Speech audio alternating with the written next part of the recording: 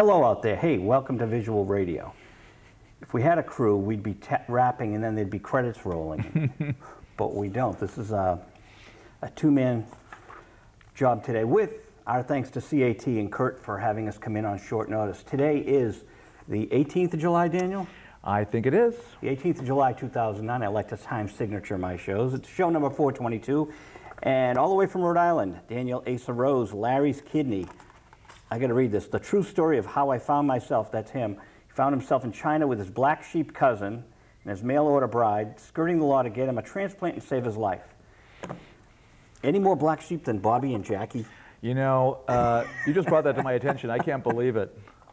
I can't believe it. Larry probably had a hand in that somehow. We're going to talk about your book, but I wanted to go after this book, and I come to the station, and lo and behold, Atria and their publicity company sent it here. Bobby and Jackie, a love story. You know what this is about. Unbelievable. It is. So, but your story, Larry's not as famous as Bobby or Jackie. No, not yet. But his book, why Black Sheep? Oh my goodness. Well, you know, when he called me after 15 years of not having spoken to me, I couldn't believe it. And I said, whoa, this is my long-lost cousin Larry? And he goes, yes, I think that's a fair description. I said, my black sheep cousin Larry? He said, that's also apt. Oh, wow. As long as you don't mean it in a negative way. You're just telling the truth. And I said, I'm just telling the truth. You're my black sheep cousin, man. And he is indeed. So a black sheep isn't necessarily a bad thing. It's just his white sheep, and he's the black sheep. Yeah, it stands out. That's right. Stands out. He went his own way. We all, you know, graduated from good colleges and sort of stuck on the straight and narrow. And Larry dropped out of high school and found his own way and was much more creative in lots of ways than we were.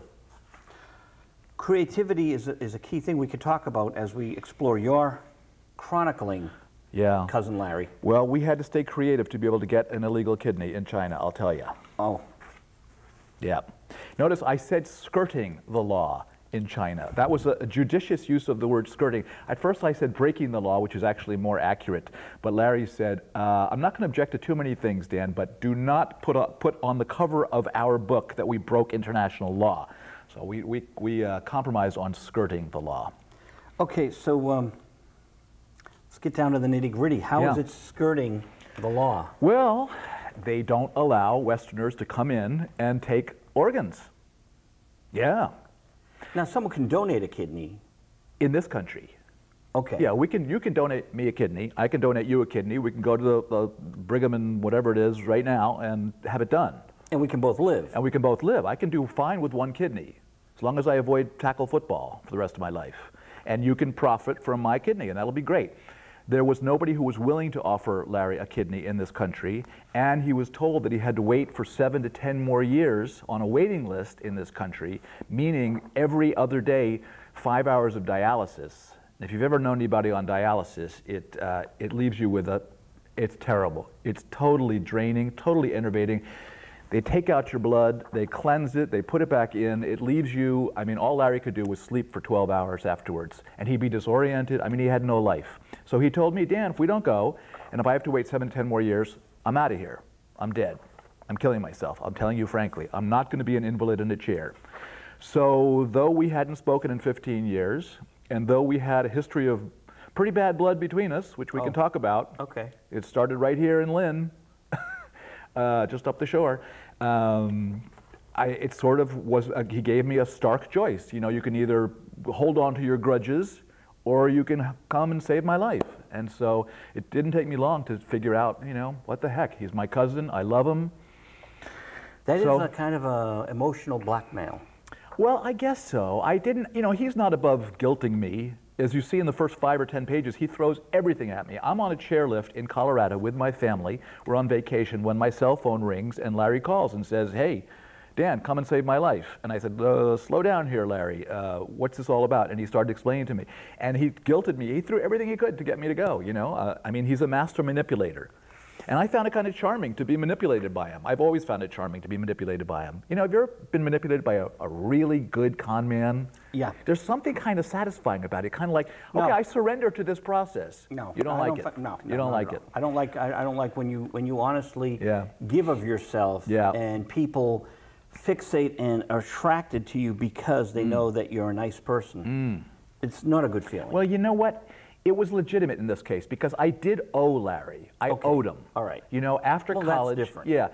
Well, he's a couple of years younger than me. He dropped out of high school. He started a real estate firm in Boston. I went to Brown. I got this fancy Ivy League education. I came out of school with my, how profane can we get? With my rear end, no, with my head up my, wherever, anything, everything was reversed. I was very confused after I graduated from Brown.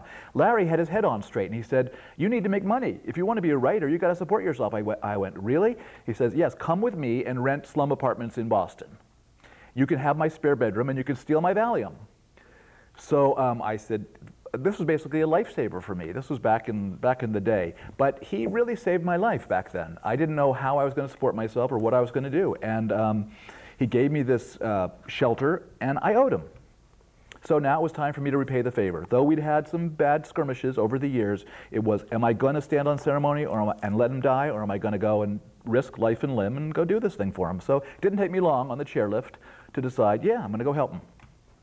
Now, at this point in your career, and you have an illustrious career, you had written all sorts of stuff. Yeah. Did you figure you'd be writing a chronicle of this? Well, you know, it's never far from my mind because, and that's a fair question, because everything is grist for the mill for me. I mean, I've got my pad with me. I'm taking notes, much to the detriment of my friends and family. They know Dan takes notes.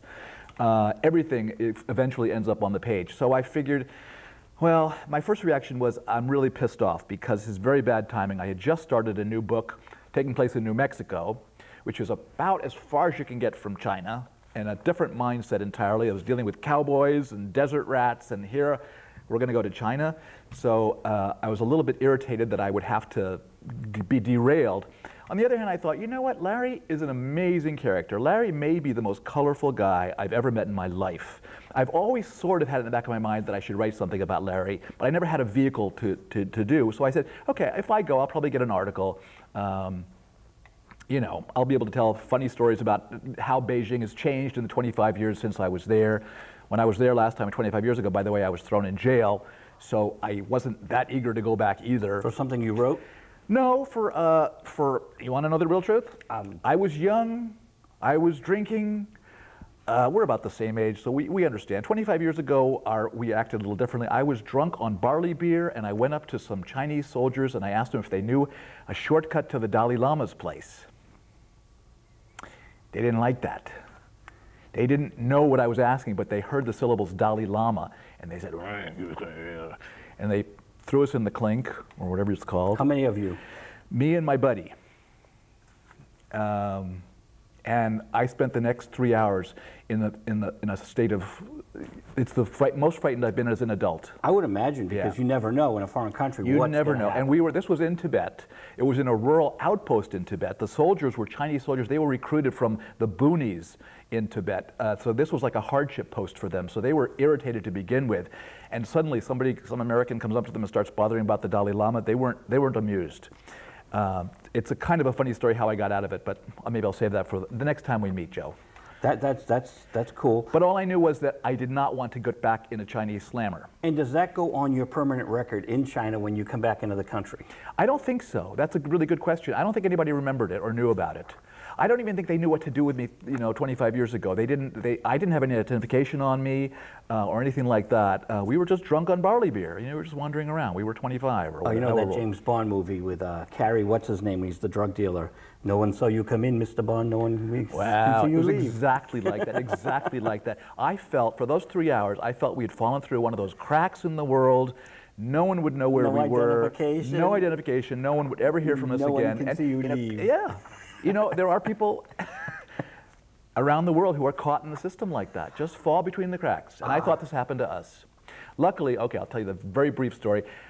I had one piece of information on me. I had the Dalai Lama's phone number. Well, almost, almost. I had gone to a banquet the night before in Lhasa, the capital of Tibet, and I was drunk that night too on barley beer, and I'd gone out with the vice president of Tibet's daughter, and I had taken a little stroll in the garden, and we'd sort of made out and stuff, and she'd given me her dad's business card, and she'd kissed the other side of it. So all of a Okay. sudden, these soldiers are blowing smoke in my face for 3 hours, and I'm sweating away and thinking we're lost to the world.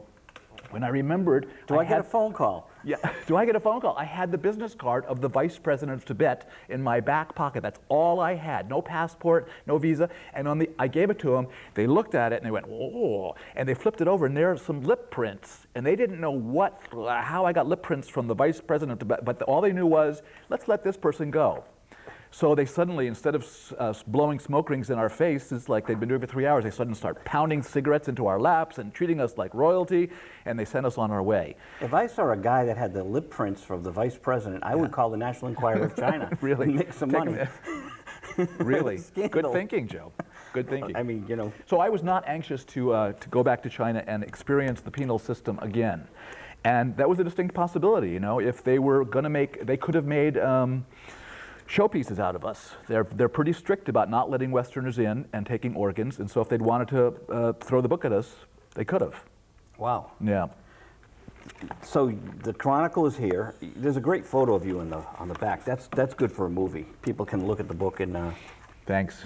Let's talk about the William Morrow. Okay. Yeah. When we have musical guests on for the past 17 years, we've been asking the demo that got the deal for musical artists. Yeah. New demos are usually different. Yeah. What was the demo that got the deal for Larry's Kidney? Oh, well, it was a proposal. I basically, you know, as I said, I figured I'd probably get a little article out of it. And, but once I got over there and Larry started being Larry and China started being China, it suddenly started becoming really comical. It sounds like a toxic mix. It was toxic, but it was funny. It was really funny. I mean, once Larry was not eating once we got over there, and I'd say, "When are you going to eat?" And he said, "I'm eating back in my room." And I went back to his room, and he opened up a suitcase, and there are boxes and boxes of Girl Scout cookies. He had loaded himself up with Girl Scout cookies against the possibility that he might have to sample the native cuisine. He was not about to eat duck's feet. So he was eating, though he's diabetic, he was eating these sugary Girl Scout cookies. Then he proceeded to find the only KFC within like a 10-mile radius, and he had 3 meals a day catered to him in the hotel. There was a KFC there. Oh yeah. So I it's started getting thinking, very American. So it's getting China is a mix of very American and very ancient Chinese. It's a strange never land. It's really odd. That's why your mind is always twisted while you're over there. You can't quite get a hold of it. Some of it seems like home, and some of it is the strangest place you've ever been. Larry had never been outside the country, so he was really disoriented, or misoriented, as he put it. But the comedy started overwhelming us. It was becoming funnier and crazier, even though we were on a life and death quest. So I started taking notes and realizing that I had something bigger by the tail here than a little article, and maybe it would be a chapter of a book, or maybe it would be a whole book. And by the time I came home 2 months later, I had 600 pages of notes. To get to your original question, I told my agent about it. She said, write up a proposal. I wrote up a 30-page proposal. She took it around, and we had an auction, and everybody was bidding. It was great. Nice. Yeah. So then, I mean, and I take no credit for it, actually, Joe. I really honestly don't, because it was, the only thing I take credit for was being in fighting trim as a writer. I'd been writing every day, practically, for 35 years, in preparation for a big story coming along. And I've had some pretty good stories over the course of my life, but this was the biggest. This was just so funny and so incredible and so unbelievable that I realized I got to pay attention. And I don't want to exaggerate. I don't want to take anything out of context. I just want to follow the story. So I give myself credit for following the story, knowing a good story when it came along. But I take no credit for the story itself. That was just given to me by Larry and the Chinese people. But, you know, what's that great painter? He's in teaching a classroom, and he does a painting in 15 minutes, and the class says, "Wow, how could you do that in 15 minutes? It took me my whole life." Wow. Exactly. Exactly. So you know, I was in shape. I was in shape. Writing, so yeah. So I do credit. I'm glad about that. That I was able to catch it when it happened and ride it to the end. And what is the time period between this book and Hiding Places? A father and his sons retrace his sons, multiples. So your brothers? No, Hiding Places, a father and his sons retraced their family's escape from the Holocaust. Oh. Yeah, I took my two, they're now big boys, they were then little boys, I took them to Belgium and France, and we retraced the escape routes that my mother and her family took, eluding Hitler. I haven't seen it, so I thought it was your father. No. Oh, I took my little boys. Okay. I had just been divorced. I wanted to teach my boys about where they came from and their history, and I also wanted to show them about how people survived much worse times than ours, because we were pretty shattered up. How old were they? They were 8 and 11, or 8 and 12. And when was this? This was about 20 years ago. Oh, so they're like 32. They're men. They're Yeah. giant men living in Brooklyn. Oh. Yeah. It took me 10 years to write that book. This one took me basically 6 months. I got home, I assembled my notes, wrote the proposal, and then everybody was saying, what was it like? What was it like? And I said, honestly, it's such an incredible story. The only way I'm going to be able to even tell you what it was like is for me to write a book and give you it between covers.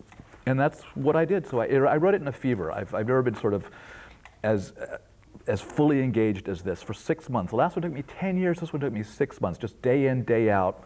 It just came out by itself. But it's all true. You didn't fictionalize it. Didn't need to. Didn't want to. Didn't want to spoil it by exaggerating because it was so incredible. I mean, everything from the cab driver who took us around, who I thought was a very nice woman who turned out to be a man, to the doctors and the spies and the romance. I did not want to exaggerate one little bit so people would know it was true. You know what? I'm not that good a fiction writer. I started out in fiction. I started writing short stories and novels, and I discovered early on in my career that I couldn't keep up with the outlandishness of real life. People tell me stories. If we went out now and went to lunch, you would tell me stories that would blow my socks off. And it would be better than anything I could make up in my head. So I gave up on fiction, and I just started telling my stories and the stories of people that I come into contact with. So all I wanted to do here was respect what was going on and record it as conscientiously as I could. Maybe good fiction writers are delusional. Maybe they need that alternate universe to come up with. Maybe. I did it for years, you know, and I just felt it paled in comparison to the real world. The real world was outstripping anything that I could come up with in my imagination. Maybe it's also the crazy times we live in. And if if you've got a sense of humor, which you obviously do, and I do, and most people probably out there do, you can't avoid how crazy and outlandish and hilarious it is. I mean, I wouldn't make up a story about a president of the United States sleeping with a big movie actress while his brother is sleeping with his wife. Right. You wouldn't dare. Whoop, let's not go there. Whoops, that's not the one. Oh, wait a minute. Maybe the brother was sleeping with the movie actress and the wife. Oh, and then Hollywood comes in too, so it gets all confused. So these brothers are really sharing. Well, maybe. What about, where does Marilyn figure into all this?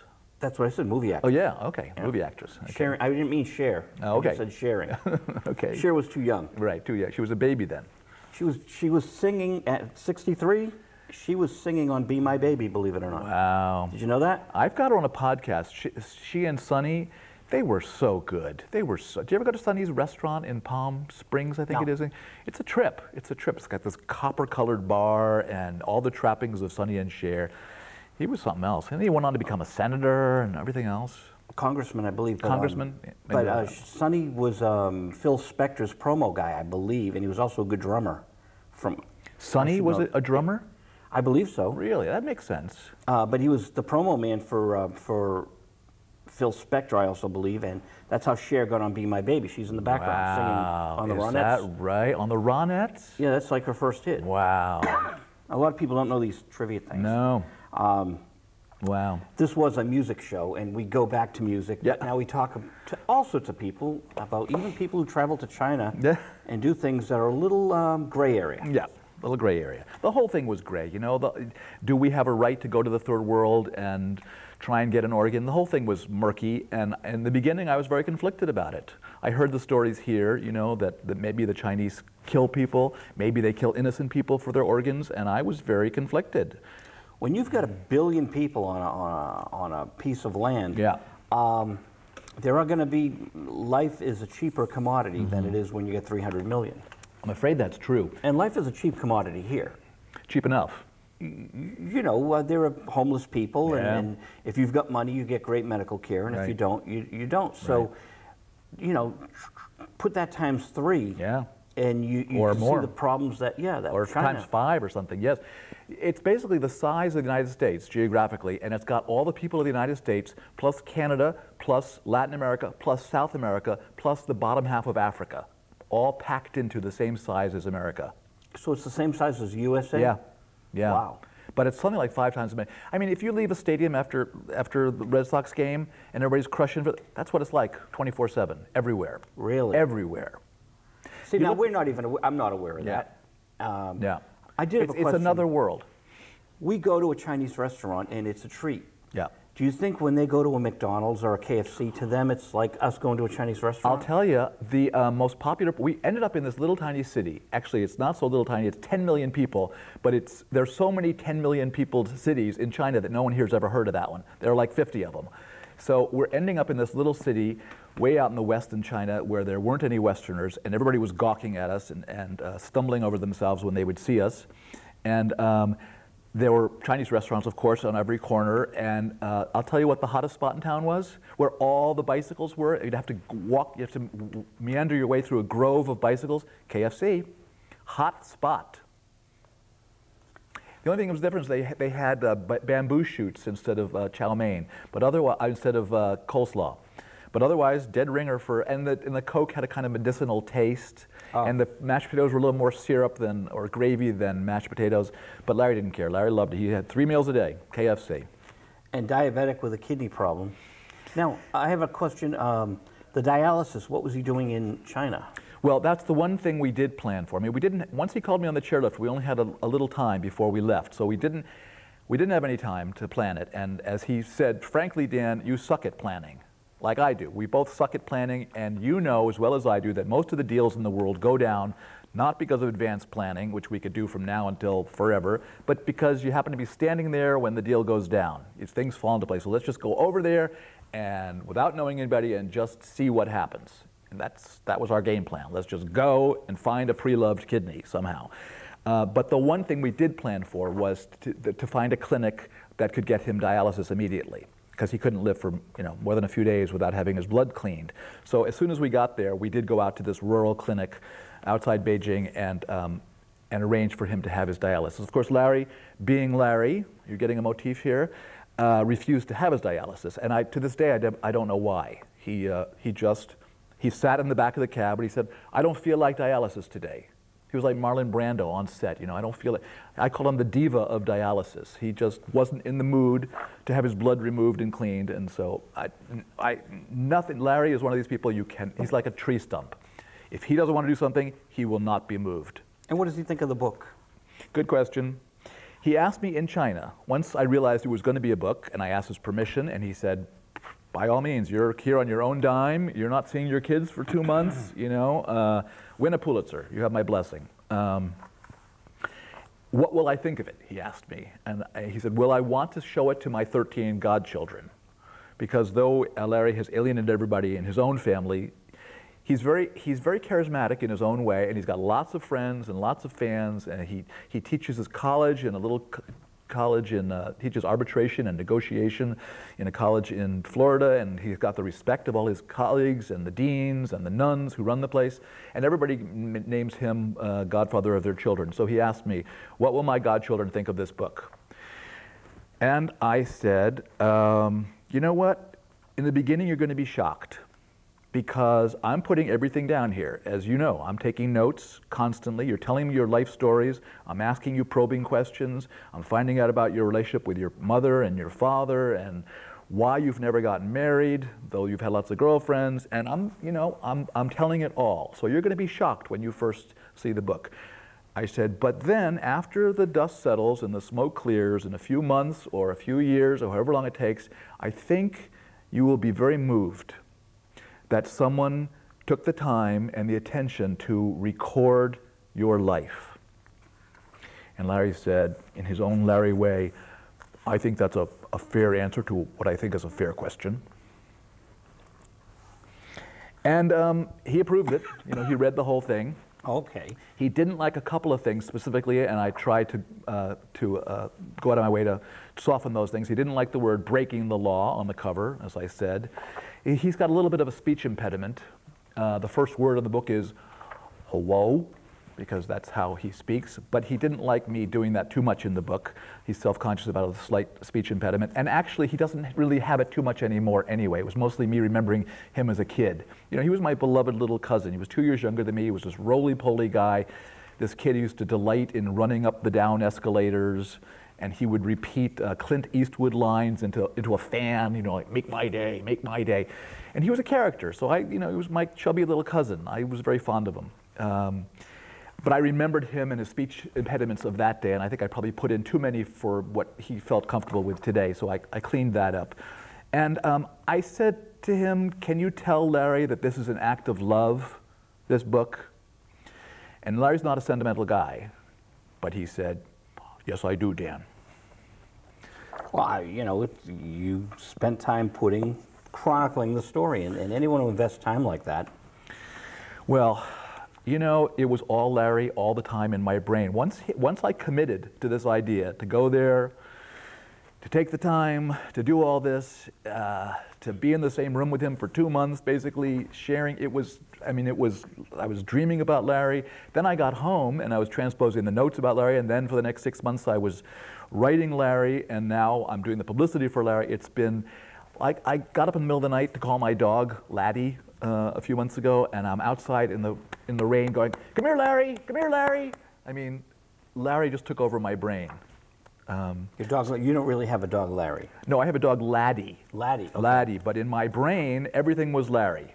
So there I am in the middle of the night calling for Larry. I mean, yes, he took over my brain, and it's kind of, if I'd known that he was going to take over my brain, I might have thought twice. But it's been 2 years now. It's been just about 2 years ago now that he called me to do this, and it's been, my kids say, if we hear the word Larry one more time, or kidney one more time, you know, I go, guys, how many bear with kids me. You have? Well, I got the 2 older ones that I took to Europe for that book. They're now these Brooklyn men, and I've got 2 little boys. I'm doing it all over again. Wow. 11 and 14. Okay. Yeah, so I got 4 guys. Wow. Yeah. And they all have to hear about Uncle Larry. Poor guys. Was he Uncle Larry or Cousin Larry? He's Cousin Larry, but they had never met him because he was the black sheep. And I hadn't heard from Larry in 15 years. they know him. Yeah, now they know him. Now they want to meet him because he's such a character. Right. You've made him immortal. Yeah, well, I just recorded him like he is. He's a larger-than-life character. He's really a fascinating guy. I mean, he's been not only is he a college teacher who carries guns to class, but he's a couch potato. He's never exercised a day in his life. Oh, wow. He's an inventor of what I call get poor quick schemes, one after another. The reason we weren't speaking all those years is because he ratted me out to the FBI for inflating my mortgage on a condo application for a condo just up the road in Lynn, which he advised me to do because he needed the commission. You get that? You following that? And I helped him anyway because I figured, okay, we didn't speak for 15 years, but now his life was on the line. Now, the reason he was mad and the reason he ratted me out was because I had lent him $1,000 to spot him for one of his get poor quick inventions, which was for wooden neckties, which he thought would be a big money maker because... He sounds like Bea Arthur's husband in The Golden Girls. Remind me. You know The Golden Girls show? Yeah, I remember Bea Arthur. Bea Arthur was he an inventor? Well, he had all these like crazy schemes to make money. So yeah, what were some of them? Do you Stanley Spornak. What was he would always guy? Stanley Spornak, Wow. And she was Dorothy Spornak. Okay. And he would always have these. His business was jokes, like just the joke store you walk into. So Yeah. he'd have all these different things that he would come up with. Oh, cool. Do you remember any of them? No, but he would sometimes make money, and sometimes he'd make a lot of money, and then sometimes he wouldn't. Oh, okay. Well, that's just like Larry. Larry would sometimes make money on these schemes. The wooden neckties could have been a great idea. The idea was you can sponge the gravy stains off. You know, who knows? It might have made it. But no, you're not a customer of that, huh? What about yarmulkes for dogs? There's an idea, huh? You want to buy 3? No. No. Okay. Well, that also didn't work. I wore a yarmulke once in my life because my lawyer at the time, the late Ben Sargon, wonderful man, had a second bar mitzvah. Wow. At you what ever age? heard of a second bar mitzvah? No. Why wasn't the first one? Why didn't the first one take? That's just it. I don't know. Wow.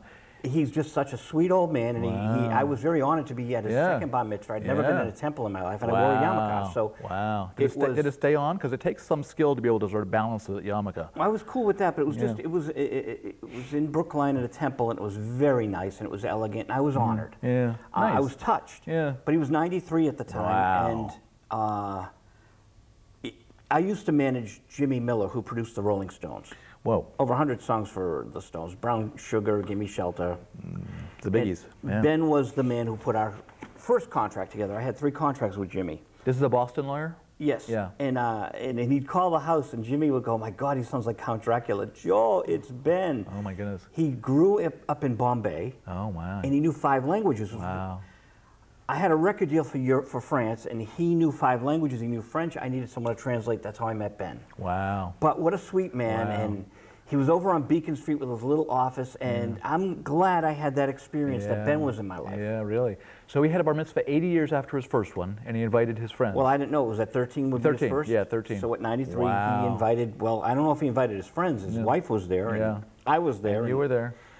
It was an experience. But Yeah. people, again, Yeah. when I say second bar mitzvah, people look at me, so I didn't realize there aren't a lot of second bar mitzvahs. I never heard of one. I've heard of people, missing their bar mitzvah for some reason, and then at 40 or 50 deciding they want to do this. But I never heard of a second bar mitzvah. Yeah, I guess people renew their marriage vows, so maybe it was something a deal like that.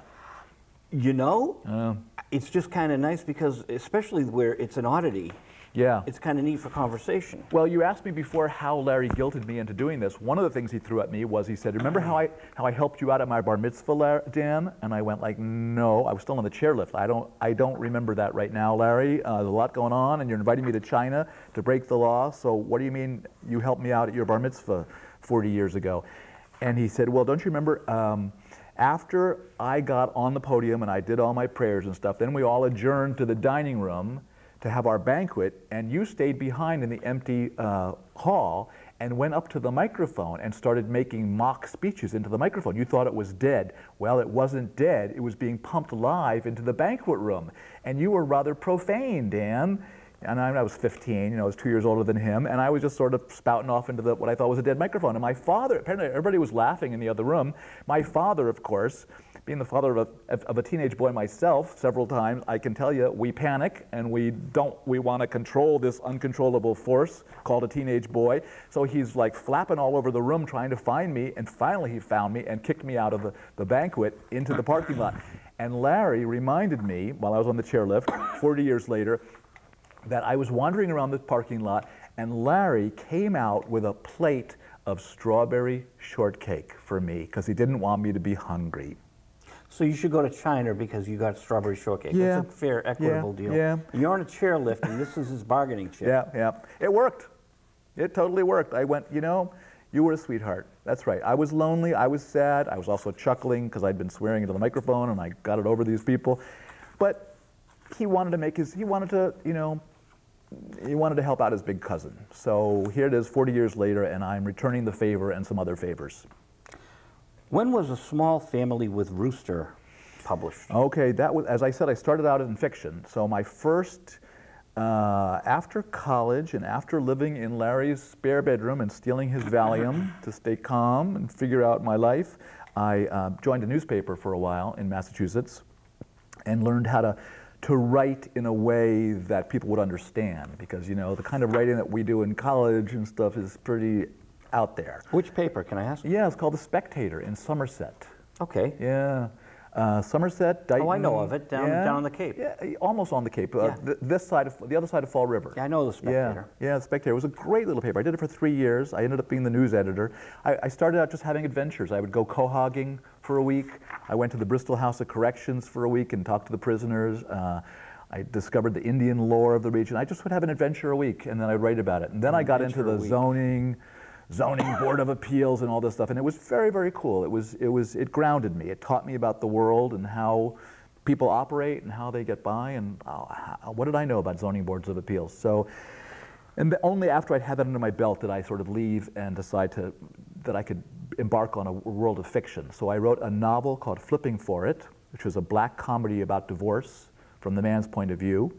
And then who published these two? That was St. Martin's. Oh, so St. Martin's was flipping it. What was Yeah, A Small Flipping Family for with It. Rooster? That was also St. Martin's. That was a collection of short stories. Okay. Yeah, I was publishing short stories in lots of magazines around the country. Oh, so you collected them? Yep. So Good. I collected them, put them in, and then I was writing. I had a travel column in Esquire magazine. Was sending me all over the world to have adventures again. It was like The Spectator, but on a bigger scale. So instead of going quahogging in Narragansett Bay, I was going, well, I was going drinking barley beer in Tibet, for instance. Okay. And I'd write about that. Oh, so you were on assignment for Esquire. Yes. Not that that would have done me any good if I'd been stayed in the clinker. They wouldn't have. Well, we saw what happened to the journalists in Korea, and they've got Al Gore employing them. He can't do anything about it. So they're still there, right? they're still there. In fact, I was invited to go to Korea this fall. There's a group going from Brown University, and at first I thought, wow, there have only been like, what, 200 Westerners who've visited North Korea in the last 20 or 30 years. It would be amazing to go. I wouldn't be able to take notes, but I would do something. I'd write inside. And anyway, when this happened about these two women that they probably abducted from the good side of the border, and they're making choke cases out of them, I just said, I'm out of here. I'm not usually a cautious person, as you can probably tell from the chairlift scene, but in this case, I said, absolutely not. It's the wrong time to play into that madman's hands. And you've got the Taliban just took on a U.S. soldier. Yeah. We've got to do scary, something just about scary. keeping people. People have got to. This has got to be taught in school. Just don't go there. You know, don't go there, and do not talk to soldiers in foreign countries. They have no sense of humor. It's not like ribbing a cop in this country, you know, where there's going to be. You don't even talk to the police around here. Well, you don't days, even do you know? that. And you certainly don't go up to them when you're drunk on barley beer and ask them if they know a shortcut to what would be the equivalent. I don't know. You don't do that. But in a foreign country where you're at their mercy completely, you just stay away from the soldiers. You keep your head down, you do what's right, and you get out. So I told this group, in fact, I'm trying to talk them out of it. I said, there's no way I'm going. We don't know what this leader wants to do with these two journalists he's plucked off the street, and let's not play into his hands. I'm trying to talk them out of going, because it's not good. No, it's insanity. So you had those 3 books out. So I had those 3 books out. The nonfiction and the 2 fiction. Yeah, I decided to just do a longer travel piece, basically, and that turned into Hiding Places, where I took my sons on this thing. But it was an incredible journey because lots of things happened, and we met people who had saved our family and people who had actually persecuted our family, and we had conversations with them. And my kids, being 8 and 12, were at a time when they hadn't known about the Holocaust and about World War II, and they were also at a time when they were learning about the birds and the bees and stuff. So it was an incredible summer. We talked about life and about death, and I introduced them to, what is that? No, don't hurt it. I'm not hurting him. I wouldn't hurt that. Okay. I've been in Tibet. I sanctify life. He's having a good time. Yeah, we have a creature of God here on the table. Right. That's what I He's call checking him. us out. Well, I didn't mean to think that you'd, but some people do. No, I wouldn't do that. I go out of my way to let moths out of the house and stuff like that, and spiders. We do I'm too. a softie. You do too? Yeah, and I'm on a crusade to like not boil lobsters. Yeah, I like that. I feel terrible when that happens. Oh, I won't eat them anymore. Good for you. Good for you. I go to a restaurant and the first thing they show you is the big tank with these poor creatures, 8 deep, and their poor claws are rubber banded together. Oh, my God. Oh, it's barbaric. If you have any humanity, it's like, how can you have an appetite after that? Then you go and sit down and you go like, I'll take the big. It's awful. You know, I don't want to veer off into other topics, but when you go to China and you tell me that I was at the Temptations concert on the Esplanade last Saturday night, and there were 70,000 people. Wow. And oldies and the promoter gave me the VIP pass, so you know I had these seats that were like in this wonderful little oasis with free soda. Cool. And free water, and you don't have to be where everyone's jam-packed, but it's like getting there was like 20 minutes because it was so. Yeah, it's like China. And I'm like, we got to start controlling the population because too many creatures are getting killed. Yeah. So people can eat, and then people just keep procreating. Oh yeah. What is it over in China? Every 2 seconds a baby's born? Something like that. But then they have a very strict one-child policy, you know, which is amazing when you think about it, because they used to all be part of extended clans with uncles and great uncles and many, many cousins and nieces and nephews, and now nobody has cousins. You know, really? Yeah, it's very, very small. It's 2 parents and a daughter or a son. That's all. Very, very rare to find. You never see pregnant people on the street. They have been strictly controlling. But it's very clever because not only does it cut down on the population, but it also enforces the idea that their true family is the country, is the state. So they have this kind of allegiance to each other. And they will go, when they're negotiating for something in a market, for instance, they'll go like, no, uncle, no, I don't want to pay that price. But they'll sort of refer to an older man as an uncle, and they're all sort of, they got this idea that they're all one people, one family, which is pretty tight. You know about Russia, and every day they have a procreation day every year. No. Oh yeah, This sounds like fun. Yeah, every year Russia has a state-sponsored procreation day, fertility day, where people get off, and the holiday is to procreate. Whoa. So a lot of people are born 9 months after procreation day. So is it with your designated partner? Is that Yes. the idea? I see. Oh yeah, Okay. it has to be So a it's marriage. but it's still fun. The point, of course, is to repopulate. Why, are they suffering population decreases? Yes. Oh. Now, Wow. the logical mind says Russia should strike a deal with China where Really? they become comrades. Yeah. And have the Russian Do a little men marry intermixing. the women who Yeah, have children perfect. already, bring them in. We have to really stop this population explosion because it's way out of control. It's totally bad. It's totally bad. But the Russians and Chinese are never going to get together to get that one happening, though, Joe, because there's a lot of bad. We understand this, yeah. but I'm just saying the logical. I prefaced Oh it. yeah. If logic were to rule the world. And I think we're coming to that point where we're reaching a tipping point where we're either going to get very logical or we're going to, the whole planet will die. I don't think there's either or. I know. It's pretty stark. It's It pretty is. stark. So when you have respect for, Larry's kidney, or you respect for a little ant on the table, it's the upper part of it. And when people just throw lobsters into a boiling pot without even thinking, that's the downside. I agree with you. And that's what visual radio is all about. We have our digressions, our subplot. Digressions are our life. Yep. Yep. Quincy Jones. This just came in the mail. Wow. The birthday celebration. I'm a little miffed that Leslie Gore's not on here doing It's My Party. Why? What'd she have to do with Quincy Jones? He produced all her hits, all her okay. early hits. Wow. Is California Nights. He didn't do that one, I don't think. Okay. Marvin Hamlish wrote one of her hits. Wow. Leslie, is she still around? Yeah, she's great. I reviewed Really? one of her. She's still performing? Yes, for Wow. 9 years I did a lot of reviews for allmusic.com. You know the All Media guy? Yeah. Now I'm with Gem, so I moved Okay. over to Gem, where I'm basically doing the whole magazine. I'm the editor. So the music stuff, this stuff comes in the mail daily. A 5 CD set from Gary Moore. I mean, like, this So you've is got a great delicious. life. It's fun. You get to pick and choose what you want to think about and what you want to write about. Actually, no. When you're editor, we're going to list like all the records coming out. It becomes overwhelming. Oh, So you like give away CDs and books all the time? No, we don't actually. We give away books when people come into the TV show. I see. But Okay. we're reviewing these all the time. Like Cool. Jethro Tull just came in. If Ian Anderson came in the studio, we do giveaways. Okay. And I love now, to is interview. he still around? Oh yeah, he is brilliant. Wow. Does he still have this hair? He is brilliant. Wow. They've put out more Jethro Tull DVDs than you can imagine. Really? And that's I haven't a good thing. heard him since like '72. Oh no, he's still out there. Wow. In fact, He was amazing. He still is. If you listen to him do interviews, he is a very brilliant intellectual guy. man. And his publicist, this is from Carol Kay in New York, Chaos. Okay. So she's handling this. It's probably Eagle Vision. It is. Carol Kay, her husband is Joan Jett's guitar player, Ricky Byrd. Okay. Longtime famous couple in New York. Carol Kay, the publicist, Ricky Byrd, Joan Jett. So Carol handles this, but Ann Layton is Ian Anderson's personal publicist. Okay. And Ann's very much into animal rescue, and and she's an author. Yeah. So the network is kind of cool. Cool. And Wow. Yeah. and Jay and the Americans came into the studio thanks to Ann Layton, and they played right here. Goodness. What were some of their songs? Cara Mia. Oh my goodness. Come a little Oh bit yeah. close. Come a little bit closer. But Marty Coopersmith's an old friend of mine, and they sat over there and they played here in TV, Winthrop TV. Oh, invite me back. I want to. Oh, all our authors, Daniel, who behave. No, all our authors.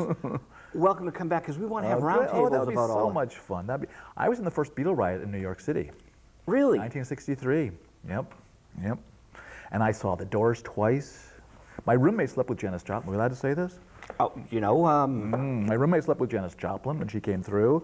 where did she come through? She came to Brown for spring weekend, 1969, I think it was, and Spiz was dancing in the front row, back and forth, and she sort of said, "I like the way you're dancing." So he went up to her afterwards, and she said, Well, I'm staying at a Holiday Inn, and I got my Southern Comfort. So they adjourned to her room, and Spiz, this was 1969, when, well, let's say people didn't shower all that often. My roommate was famous for sort of carrying a monkey around on his Superman sweatshirt and not bathing all that often. What they said about hippies was kind of true. So he said, I think, Janice, before we embark upon our adventure, I'm going to hop into the shower, because I noticed you have running water in your bathroom. It's a good commodity. So she said, be my guest. He went, when he came out, she had passed out on the bed. Wow. So he had a dilemma, do I go back? How do I go back and tell Dan that I was with Janice and we did not consummate our relationship? So anyway, the upshot is that he said that 6 months later she wrote the song, One Good Man, in his honor. Take that as you will. Interesting. Yes, but needless to say, he woke her up. That was his decision. One Good Man, that was the Cosmic Blues album. I'm a huge Joplin fan. Yeah. I'm trying to figure out what month this was, because come Woodstock, John Till had replaced Sam Andrew. Okay. And Woodstock was like August 17th, 69. Yep, 69. This was spring of 69, I believe. So it'd be Sam Andrew from Big Brother, her boyfriend, on guitar. Ooh. Uh-oh, Spiz, you hear that? Is he still around? Sam is on my Facebook, and John Till, I'm interviewing John Till again. So John Till replaced Sam right before Woodstock. Wow. So Sam was with Big Brother and then half of the Cosmic Blues. Then John Till was the rest of Cosmic Blues, right to Full Tilt Boogie to the end. Now I'm sending all these tapes up to Canada to John Till, and he's like, Sony just sent us the Joplin box from Woodstock. Oh, okay, wow. So I just sent that up to John, and now I'm going to interview him on. So Janice's guitar player we'll talk about. Wow. And then we're going to talk about all the other stuff John does. That's great. That's great. This is fun stuff. Oh, I guess so. So what do these guys do in the decades following their celebrity? Oh, they come on visual radio. All the Doors have been on visual radio. Well, is that right? John Densmore and Robbie Krieger by phone. Wow. No, Krieger we have on tape from in the hotel, but Ray Manzarek came right in the studio and played Light My Fire before the show begins. Oh, my goodness. I'll mail you a DVD. I would love that. But, you're local enough, so you can come up and... I would love that. I would love that. The door is always open, because we are talking about Larry's kidney, but isn't this fun? We got to veer off. It's just part of the whole... Well, that's the secret of having a good time, and you know it. And that's the way I did Larry's kidney. It's like, it just sort of came out seamlessly. I wasn't going to remove it from life. It was just, it came into my life while I was on a chairlift. We went immediately. We broke the law. We made friends in China. We saved Larry's life. I came home. I wrote about it and put it out, and life goes on. And if you read it, it feels like it was just ripped out of anybody's life, because it was just 2 months with everything that happened in it. I like to say that it still has the dust of China on it. I mean, it just feels like the real thing. But I'm not upset there's no CD in back with like all your secret recordings. There was a secret recording of me and the soldiers in that cell 25 years earlier, because my friend Everett Potter, who's kind of a famous travel writer now, had the presence of mind to put his tape recorder on towards the end. So I would love to have somebody translate it someday. It's the actual... You have it. He has it. It's the actual... me bringing out the card and them exclaiming, like, why is the vice president of Tibet kissing this man? They didn't know about the daughter. I would love to have it translated sometime, but the proof will be there. I have a lot of the stuff from Larry on videotape. In fact, if you ever want to show it, I've got... you brought video. Yeah, I took a lot of video. I've got the hospital, I've got Larry eating up to his elbows in KFC, surrounded by all the pretty nurses. He was kind of a famous guy in the hospital because he was a Westerner, and Westerners weren't allowed, so all the nurses were posing with him for pictures. And well, if you like this, when you get the DVD and you like this, you can come back and we could do a part 2. And I'll show you some videos. With the videos. Oh, that would be very cool. Sure. Very cool. Because now you know this neck of the woods and where we are. Yep. And we have a lot of fun on visual radio. So we I like see. it to keep, Yeah, it's great. To snowball. Yeah. Now, you eventually got to write your memoirs. Well, this is a piece of them, yeah. So when you do your memoirs, and you can excerpt Larry's kidney, but that CD from China should be in the back. Yeah, you're right. With a translated version. Yeah, really, really. Yeah. I'd like to know just for myself what they were saying. It was like, holy, who are these people? We've caught big fish. We must let fish go. Now, we're almost out of time. Okay. Could you read from your book? Sure. Somewhere. Sure. Shall I start from the beginning? I was describing what it was like on the chairlift, so maybe I better... Anywhere you'd like. Yeah, why don't I do that? Because It gets so involved. I mean, there's so many subplots going on. I mean, Larry is such an amazing character that everything builds upon itself, and by the time you get to the middle of the book, you cannot believe this character and what he's done with his life, but you need to get there page by page. So I'll just start at the beginning. You read, and I'm going to be right back. Okay. It's called The Phone Call. Am I looking in this camera here? Yes. Right. Okay. Hello? Hello, who's this? Hello, Dan? Yes, who's this, please? This is Larry, Dan. Who? Larry, your cousin.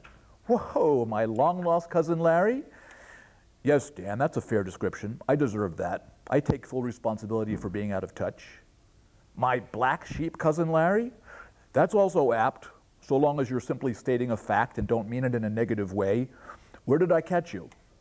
Actually, Larry, I'm on a chairlift in the Colorado Rockies, Larry, a couple of miles above sea level. In the middle of summer, I'm somewhat dubious. Not that I'm calling you a liar necessarily, but people have been known to alter their whereabouts to avoid speaking to people they aren't necessarily eager to speak to. I'm with my mountain bike, Larry, about 50 feet in the air, overlooking miles of ski trails that double as bike trails in the summer. There, you see, I'm not dubious anymore. A perfectly cogent explanation. Some family members who will go unnamed, except that it's Cousin Burton, consider me an unreasonable man, but I just object to being lied to or considered an idiot simply because I dropped out of high school instead of taking the standard family route of going to Harvard or Brown, which you never did. Never did what? Considered me an idiot, at least to my face, which is one of the reasons I always looked up to you, even though you did go to Brown. Are you alone? No, I'm on vacation here with my wife and 2 sons. I heard you got remarried. I've been meaning to call you. Congratulations. Well, that's 14 years ago now, Larry, but thank you. Where are you? I'm under my blankets in my Florida condo. I haven't come out for 2 days. Well, what are you doing there? I'm quacking, Dan. You're what? We're passing over some sort of radio tower or something. What'd you say you were doing? Quacking. What? Dying, Dan. I need a favor. Click. The line goes dead. So that's the opening couple pages, and it gets funnier and it gets more incredible by the page. And again, I don't take credit for it. It's just something that happened, and all I tried to do was record it with as much honesty and local color as I could. And that's the way the best things happen, I think. You know, if you force things, if you push them, like I'm doing right now. Like you're doing with that camera, readers feel the strain, you know, and if you just let it rip, you know, we're about the same age. We've lived a long time. In the beginning of my career, you know, I felt I had to frame things a certain way, and I had to. Now I understand. You just let life rip, and it's going to be the most true, and people will be able to relate to it the best. And this is a book that's so far out of most people's experiences, going to China, committing an illegal act, saving a black sheep cousin, and yet, when you read it, you'll say, this could have happened to me. This could have happened to me. But wasn't that cool having like production in-house? Because it's just fun. It's just part of life. And instead of having like, you know, we have a crew up in Haverhill when we do it in Haverhill. Yeah. It's all very precise. Yeah. But I feel very, as much as I love it, I feel very like restricted. And here, I don't mind. Here, that's wonderful. You know, that's what keeps it so fresh. That's what keeps it fresh. And people watching can say, hey, you know, these guys are really like laid back about this. Yeah. Well, remember Soupy Sales? Yeah, Remember sure. Soupy Sales when he came out? He was such a breath of fresh air. This was like 65, 66. You were just a kid. But remember, he used to have his cameramen sort of, you'd see him occasionally, you'd hear them laughing at his jokes and stuff, and that was so refreshing. I think it was revolutionary. So you've just brought it to the nth degree, Joe. I remember Soupy Sales' sons backing up David Bowie and Iggy Pop at the Harvard Square Theater. Soupy Sales' sons? Yeah, they backed up Iggy. They were Iggy's band for a while. Wow. Soupy Sales' Hunt sons. and Tony Sales. Wow. Hunt Sales and Tony Sales. I never heard about that. See, when you talk to a rock critic, Yeah, I guess so. see, you tell me about Soupy, I'm telling you about his sons. Wow. That's incredible. It is, and pick up Lust Soupy for Sales' Life. sons. Yeah, with David Bowie and Iggy Pop. Wow. So they had to be very talented for I guess those so. guys Yeah, to say, yeah, you play with us. Wow. You know. So you picked up his informality and you've taken it forward. And no, I picked up my own informality, Oh, and okay. you know, but it's conversation and visual radio because you can shut off the camera and this is still a good audio. I get it. I get it. So if you're out of Good. the room, you That's can turn up wonderful. and you can That's listen wonderful. to Daniel. Yeah. And That's a very cool idea. you can take that reading and put it up on YouTube. In fact, we'll probably do that. Cool. So we've got Daniel reading from Larry's Excellent. So Kidney. you can ice and dice or whatever you call it. Yeah. I Slice and tell the dice, authors slice to and go on a bunch of 10 or 20 public access shows and then do a compilation. That'd be great. Be Be- great. because- Well, you have a charm, Joe. I mean, that's how I responded to it immediately as soon as you contacted me, because I could tell you didn't do things the orthodox, stale way. You have a fresh approach, and obviously it works. And have you had fun here? I've had a terrible time. This Okay, has been well, awful. But you have had fun. This is, I have had fun, yes. you know, hey, you didn't know about Bobby and Jackie. I taught you something. 'Cause Yeah, you did. This was something I was going after, folks. I really was. We'll have to have the author, C. David Heyman, on now. That should be Yeah, fun. man. You can ask him anything. J. Randy Taraborelli's been on. Who's that? J. Randy Taraborelli did a Jackie book. He did Michael Jackson. Oh, okay. And Stephen Davis did Moonwalk. He's You should he's have a him Boston back now. author. This is very timely. Yeah, Yeah. both of them. Yeah. We get some Kennedy books because it's Kennedy Town. It up here. sure is. People And, still love Kennedy here? I vote for him. Yeah. Okay. I vote for Ted. Okay. I think he's a great man. Yeah. We all have flaws. We're all flawed human beings. Yeah. But Ted Kennedy has done an awful lot for the world. Yep. And you've given the world a contribution here with Larry's Kidney. Well, thank you. Thank You Joe. have. Thank you. You know, Thank it's a travelogue. Well, it's a travelogue, and also, and my father got this right away. I was so pleased. He said it's a love story. It's a love story. It's about getting over grievances with a person and doing the right thing. And it's a love story towards China, too, because they helped us. They didn't have to do this, and they did. So it's a love story on lots of levels. Well, you bring it full circle because we're talking about the population explosion and how the world is like teetering on this tipping point. If people in their own families who have grudges, and most families do, if they can't communicate, Amen. knowing the same language, Amen. how in God's name can the Russians talk to the Chinese? That's right. And implement your plan for saving the planet. Yeah. And Russians talking to Chinese would be all Greek to me. I mean, it would be, it's, you know. Yeah, yeah. So But it all comes down, Joe, to you and me, to me and him and her. It's all one-to-one. It's all human level. And the best books, I think, are that way. It's the reader, it's the writer speaking in the reader's ear and the reader responding in that personal way. So if people get that from this book, I'm pleased. I've done my job. And are you going to go on a little book tour now and talk to at bookstores? Yeah, I've been doing a little bit. I did Brookline Booksmith. And I did some nice stuff. place. It was a very nice place. Great audience. We taped Rayman's Eric there. Oh, wow. After he did the show in Medford, we went over to. Cool. Yeah. Yeah, that's cool. It's gotten great press. The Boston Globe get a great review. Boston Phoenix is excerpting it this coming week as one of their summer must-reads. Good publication, yeah. Good publication. And I'm going down to D.C. to do some NPR and stuff like that. It's catching on. And then there's Hollywood. Hollywood is pretty hot on the story. So I was going to ask that question at the beginning of the show. Yeah. That's one of our first questions. Oh, okay. So Hollywood? Hollywood's seriously interested, yeah. In fact, they called while I was driving up here this morning on my cell phone. I get the greatest cell phone calls, you know. I love Clint Eastwood's work as a director. Oh, I do too. You know, wouldn't that be Fabulous. nice, Clint Eastwood? Well, Larry, in China, we were sort of speculating. He said, so this is a book, Dan, maybe we can make a movie out of this. And I said, what I said at the beginning, what do you mean we, Larry? But I said, who do you want to play you? And he said, Clint Eastwood. So that's how he sees himself. I said, you know, he's kind of old and stuff. He said, well, okay, Woody Harrelson would be pretty good for me. There you go. So that'd be fine. In Her Shoes. Do you know that movie, In Her Shoes? Yeah. Yeah, the author, Jennifer Weiner, was on. Jennifer Weiner. Oh, okay. What is she like? She's wonderful. Really? Great guest. I'd love to have her back. She was on in October of 2002. And the She book, sat right here? no, Medford. Oh, okay. And then in 2005, the movie came out, so we re-released the show. Oh, okay. And she was a lot of fun, but the reason I'm bringing her up is that she gave a little Alfred Hitchcock in the movie. She's like in the beginning. Oh, she did? She and a friend are walking down the street, Wow. and I said, oh, Jennifer. Oh, that's cool. Well, maybe Larry and me can do that in the movie of this. So, Do you like The Matrix? yeah, it's a little over my head, but I like it.